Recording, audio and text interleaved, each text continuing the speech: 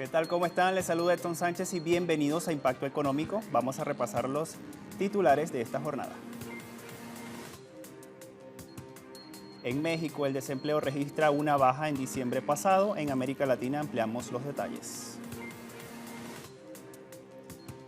En contexto, hablamos de la industria minera y el impacto para la economía de Perú, según el estudio realizado por el CELAC. Discurso de Trump, que ignoró el cambio climático y la digitalización económica, son temas que estaremos ampliando en nuestro segmento Economía 360.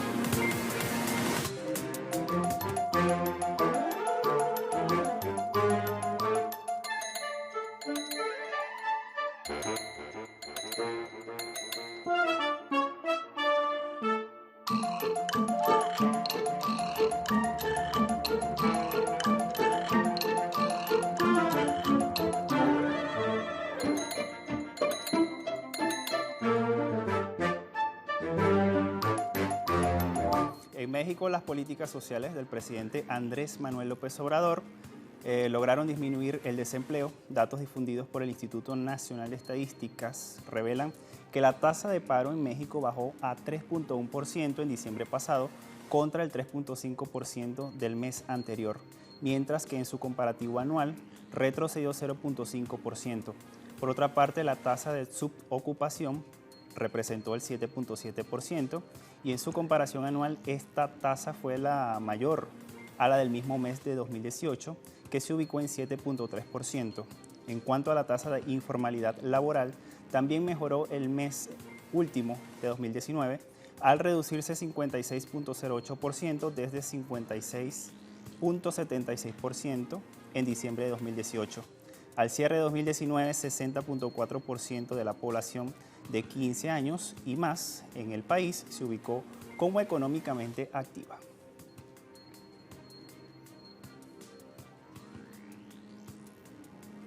Sumamos otra información de México. El gobierno de Andrés Manuel López Obrador prevé construir infraestructuras hídricas en zonas áridas de este país. Según la Secretaría de Agricultura y Desarrollo Rural de México, se invertirán unos 19.5 millones de pesos, que equivalen a 1.04 millones de dólares, en zonas áridas de los estados de Zacatecas y en San Luis Potosí, para levantar nuevas infraestructuras para captar y aprovechar el agua. Las obras se componen de invernaderos de al menos 1 hectárea y de macrotúneles, así como de sistemas de hidroponía rústica y bombas de agua.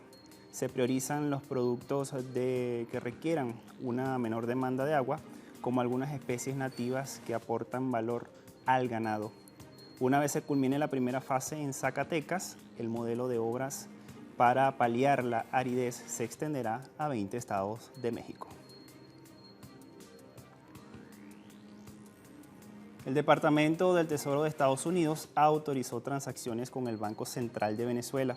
La licencia que emitió el Departamento del Tesoro estadounidense permite a 8 organizaciones internacionales, entre las que están el Banco Interamericano de Desarrollo, el Fondo Monetario Internacional, el Banco Mundial, la Corporación Andina de Fomento, el Fondo Latinoamericano de Reservas, Comité Internacional de la Cruz Roja y algunas agencias de la Organización de Naciones Unidas. Todo esto para hacer transacciones con el Banco Central de Venezuela. Aquí es importante recordar que en abril del año pasado, la Oficina de Control de Bienes Extranjeros de Estados Unidos sancionó al Banco Central de este país suramericano como parte de las medidas de la administración del presidente Donald Trump para presionar la salida del presidente constitucional de Venezuela, Nicolás Maduro, y así agudizar la guerra económica contra el pueblo venezolano. Las sanciones de Washington contra Venezuela, recordemos que significaron en 2019 pérdidas de 30.000 millones de dólares para la economía venezolana.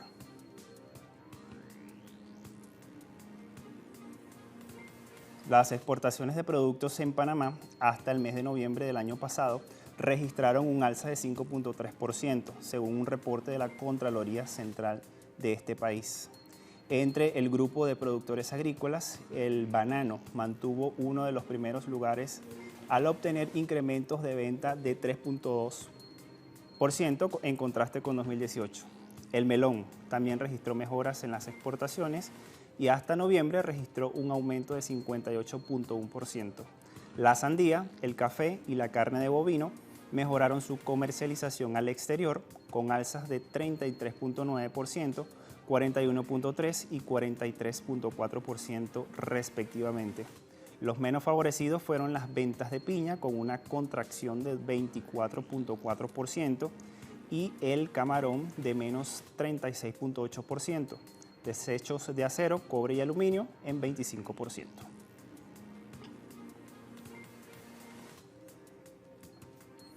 Y en el transcurso del 2019 se incrementaron en Ecuador los índices de informalidad laboral y se perdieron empleos adecuados. En todo este país, 115.782 personas perdieron su empleo adecuado, dejando con ello de percibir un ingreso de $400 mensuales, correspondientes al salario básico unificado recién aprobado.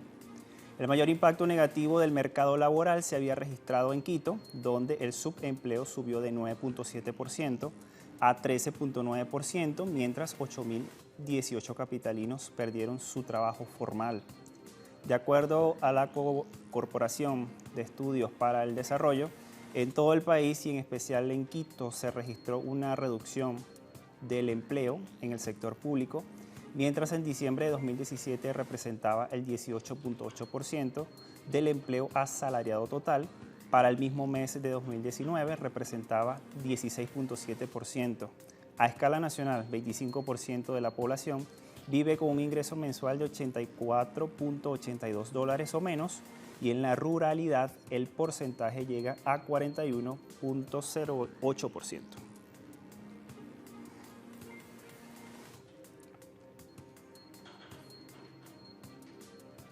Y durante el 2020 los chilenos seguirán en las calles para rechazar las medidas del gobierno de Sebastián Piñera. Esto lo revela así un estudio de Ipsos que vamos a revisar a continuación, que tiene los siguientes datos. El informe Global Advisor Predicciones 2020 de Ipsos midió en 33 países la percepción de diversos temas globales, incluyendo protestas sociales. En ese sentido, un 82% de los chilenos opinaron que en el presente año se registraron disturbios públicos a gran escala y protestas, mientras el promedio general del estudio quedó en 56%. Chile ocupó el primer lugar sobre la consulta de las protestas a gran escala a lo largo del 2020, en la encuesta de Ipsos. Asimismo, un 64% de los chilenos expresó que 2019 fue un mal año para ellos y su familia, mientras que 87% cree que fue un mal año para el país, liderando también la lista global sobre dicha percepción. Frente al escenario de mayor conflictividad social y protestas de calle en 2020, el subgerente de Asuntos Públicos, Miguel Pinto, expresa que la convulsión social valdría la pena porque traería cambios positivos en el corto plazo para Chile.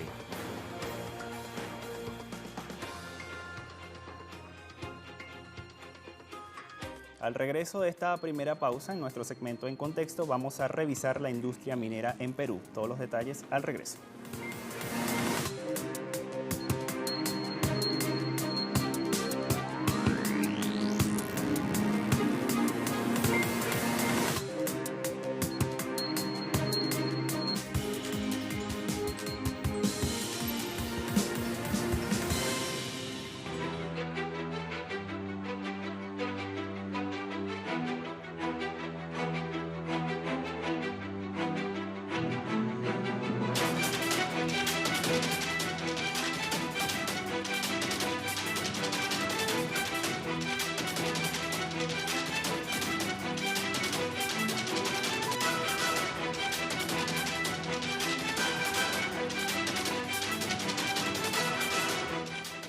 Hablamos de la industria minera en Perú, que en los últimos años ha registrado un buen comportamiento a nivel económico.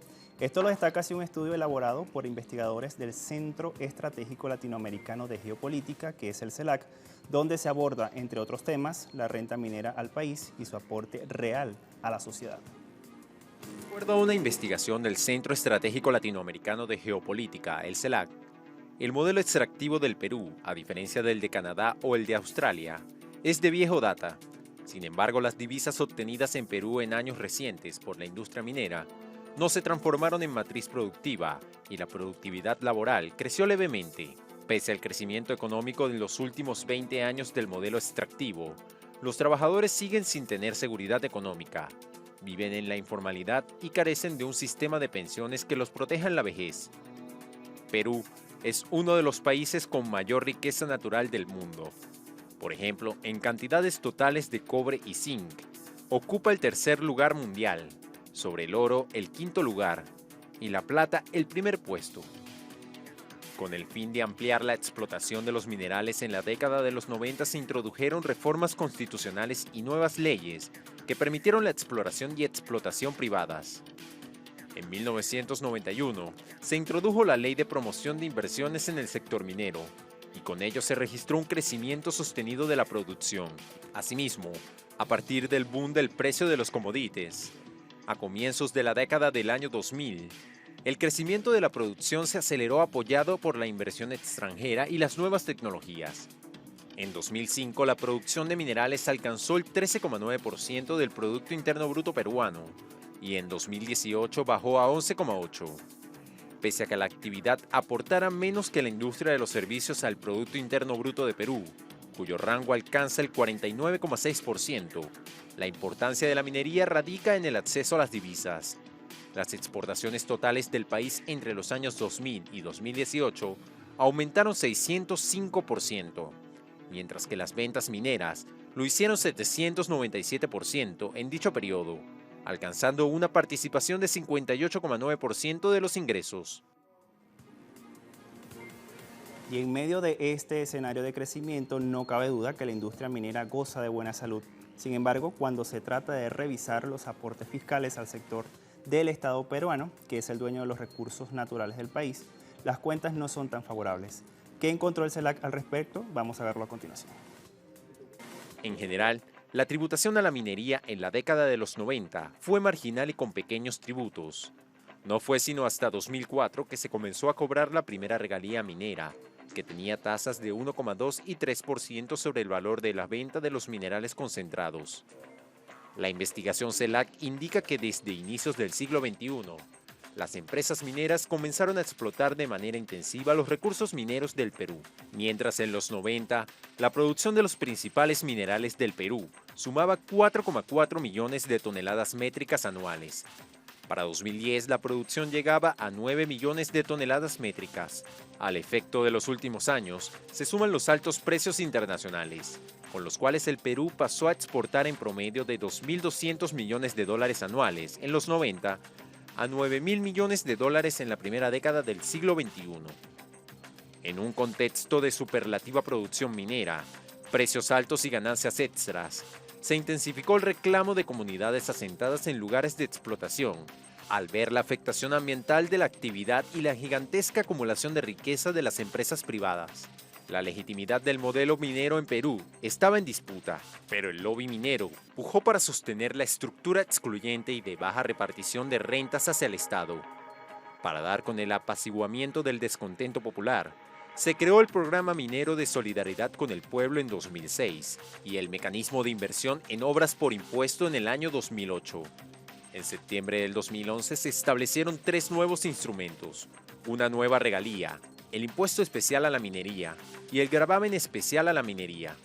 No obstante, según el CELAC, existe un pacto transnacional que resguarda celosamente con leyes la estabilidad tributaria e impiden que el Estado peruano reordene el reparto de la renta minera.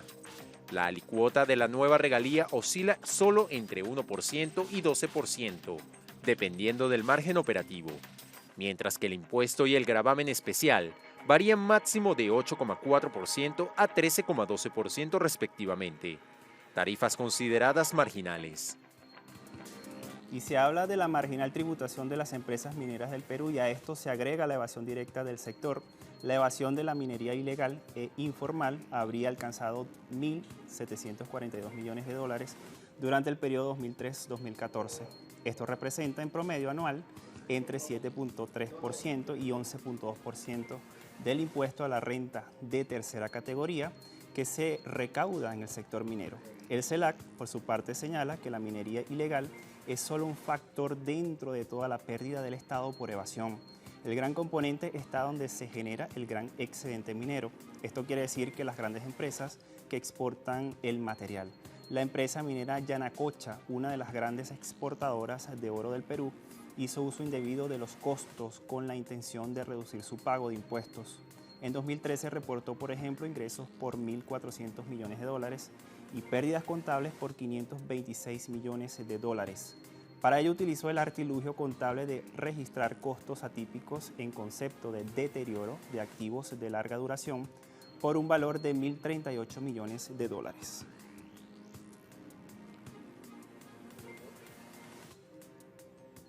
El CELAC también hace mención sobre varios escenarios a los que pudo haber llegado Perú si el gobierno hubiera aumentado la carga tributaria a las empresas mineras.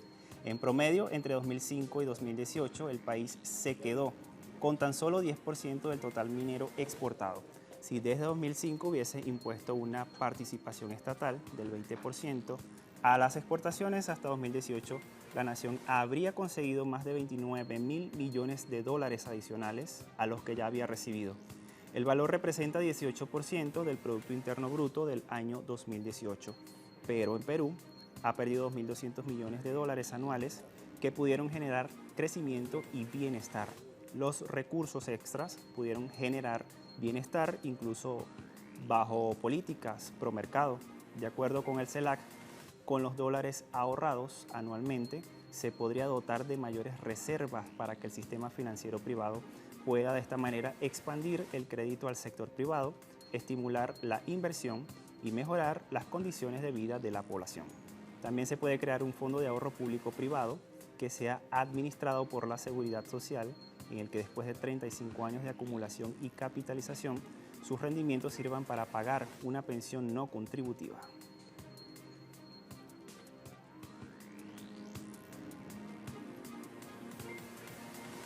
Foro Económico Mundial en Suiza, todos los detalles se los contamos al regreso de esta segunda pausa.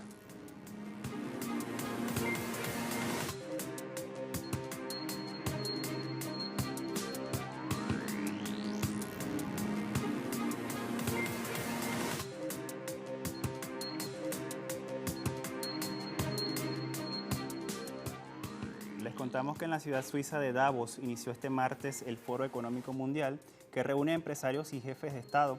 El cambio climático es uno de los temas de esta cita que fue ignorado durante la intervención del presidente de Estados Unidos, Donald Trump. El Foro Económico Mundial abrió sus puertas este martes en la ciudad suiza de Davos. La reunión de este año, a la que asisten 3.000 participantes de todo el mundo, incluidos 116 multimillonarios, tiene como objetivo un fuerte enfoque en el cambio climático. Sin embargo, este punto fue ignorado por el presidente de Estados Unidos, Donald Trump, quien durante su intervención criticó a los profetas ambientales, rechazando las ardientes advertencias sobre el calentamiento global. Asimismo, el mandatario estadounidense señaló que Estados Unidos está en el mejor momento de la historia desde el punto de vista económico, indicando que ha creado empleos durante su llegada a la presidencia. El discurso de Trump generó el rechazo del Premio Nobel de Economía Joseph Stiglitz, señalando que la caracterización de la economía norteamericana que el inquilino de la Casa Blanca describió en el foro es totalmente equivocada. Además, Stiglitz cuestionó el silencio de Trump en materia ambiental. Anteriormente, la activista sueca Greta Thunberg destacó el mensaje que ha inspirado a millones de personas en todo el mundo, diciendo que básicamente no se ha hecho nada para combatir el cambio climático. Por su parte, Greenpeace informó en un nuevo informe que algunos de los bancos, aseguradoras y fondos de pensiones más grandes del mundo han invertido colectivamente 1,4 billones de dólares en compañías de combustibles fósiles desde el Acuerdo Climático de París en 2015. Por otro lado, en este primer día del foro, la digitalización de la economía fue otro tema que acaparó la atención. En ese contexto, el presidente de la firma de servicios de PayPal, Dan Schulman, aseguró en un futuro que todos acabaremos siendo plataformas digitales, independientemente del sector de actividad. Mientras que el presidente de Ericsson, Börje Ekholm, defendió la tecnología de quinta generación en el ámbito de las comunicaciones. Canadá rectificará el nuevo acuerdo comercial con Estados Unidos y México, estamos hablando del TEMEC, el próximo 29 de enero. Esto lo anunció así el primer ministro canadiense Justin Trudeau. Asimismo señaló que aprobar el nuevo acuerdo en el Parlamento es prioridad para este país. Añadió que millones de canadienses dependen de un comercio estable y confiable con los socios comerciales más grandes de este país, Canadá. La Cámara de los Comunes de Canadá se reunirá por primera vez este 2020, el próximo lunes, cuando se presentará una moción para considerar el nuevo Tratado de Libre Comercio entre los países de América del Norte. Canadá será el último de los 3 países en ratificar el acuerdo, que ya ha sido aprobado por los poderes legislativos de México y de Estados Unidos.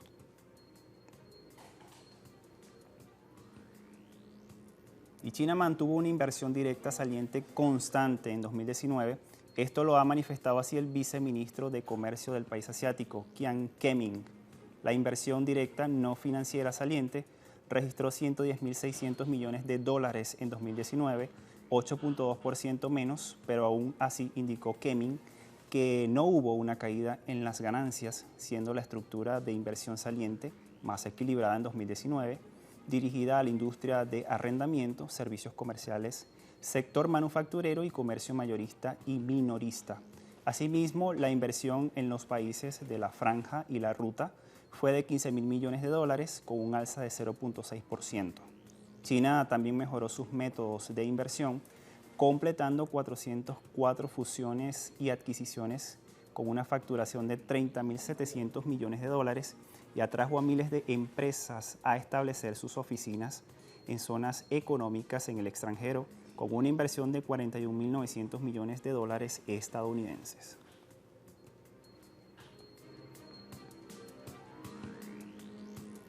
En Italia, la agricultura registró una caída el año pasado. Datos difundidos por el Instituto Nacional de Estadísticas, el ISTAT, revelan que la producción agrícola en Italia disminuyó 1.3% en 2019 con respecto a este año. Entre las áreas más afectadas están las frutas, con una caída de 3%. Le siguen cereales y las plantas industriales, con bajas de 2.6 y 1.6% respectivamente. Otros rubros registraron alzas, entre los que destacan la producción de forrajes con 3.5% y las hortalizas con 1.1%.